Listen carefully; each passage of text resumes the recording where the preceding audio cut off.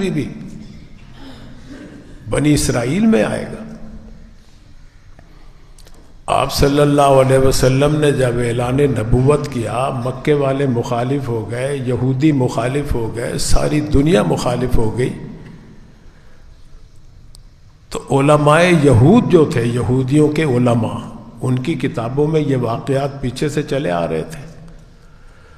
انہوں نے مکے کے سرداروں کو کہا کہ تم محمد صلی اللہ علیہ وسلم کے پاس جاؤ اور جا کر یہ 3 سوال کرو انہیں، اگر وہ جواب دے دیں گے، کیونکہ اگر وہ ہوئے نا سچے نبی تو پھر تو وحی آئے گی، وحی کے ذریعے بتلا دیں گے وہ جواب، اور اگر وہ سچے نبی نہ ہوئے تو انہیں جواب نہیں آئے گا۔ اسی سے یہ کسوٹی ہے ان کے سچے اور جھوٹے ہونے کی۔ 3 سوال کرو جا کے۔ سوال تھا ایک تو کہ روح کے بارے میں، کہ روح کی کیا حقیقت ہے، یسألونک عن الروح۔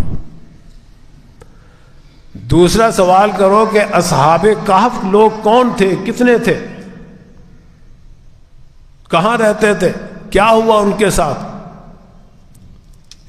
اور تیسرا سوال تھا ذوالقرنین بادشاہ کے بارے میں، وہ کون تھا، کہاں حکومت کی، کہاں سلطنت ہوئی، کب واقع ہوا اس کی حکومت۔ یہ 3 سوال یہودی علماء نے مکے کے سرداروں کو پڑھائے، سکھائے، یاد کروائے، پھر جا کے حضور کی خدمت میں بھیج دیا کہ جاؤ پوچھو جا کے ان سے۔ آپ صلی اللہ علیہ وسلم نے جب ان کے سوالات سنے تو آپ نے فرمایا کہ میں کل جواب دوں گا، انشاءاللہ نہیں کہا۔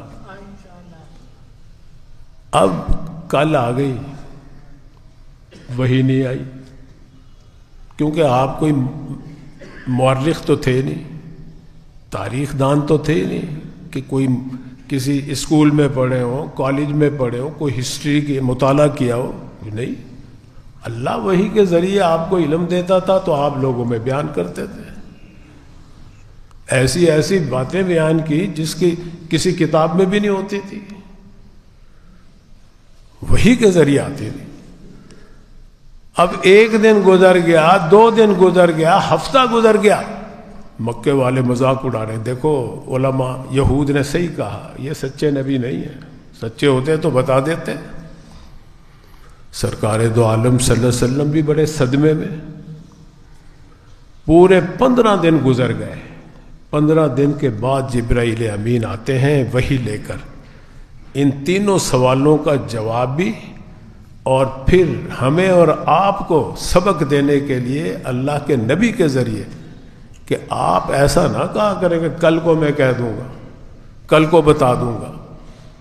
کل کس نے دیکھی ہے؟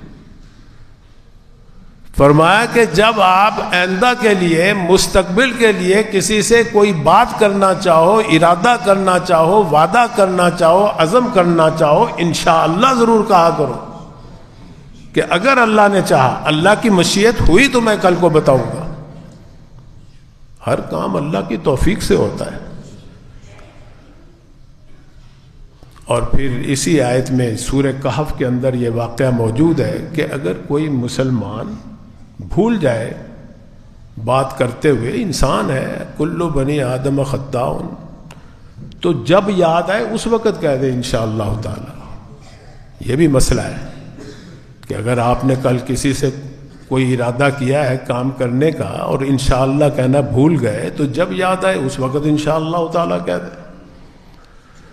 تو بھئی میں نے ایک تو امید کا لفظ بولا، دوسرا انشاءاللہ تعالی بھی بولا ہے، ہم سب نے کہہ لیا کہ انشاءاللہ اللہ تعالیٰ اس دفعہ بھی ہمیں رمضان سے سرفراز فرمائیں گے، اس کی عبادات سے ہمیں منور کریں گے، اپنی رحمت خاصہ سے ہمیں فیض یاب کریں گے، اور پوری باتوں سے مستفید ہوں گے ہم اور آپ انشاءاللہ تعالیٰ۔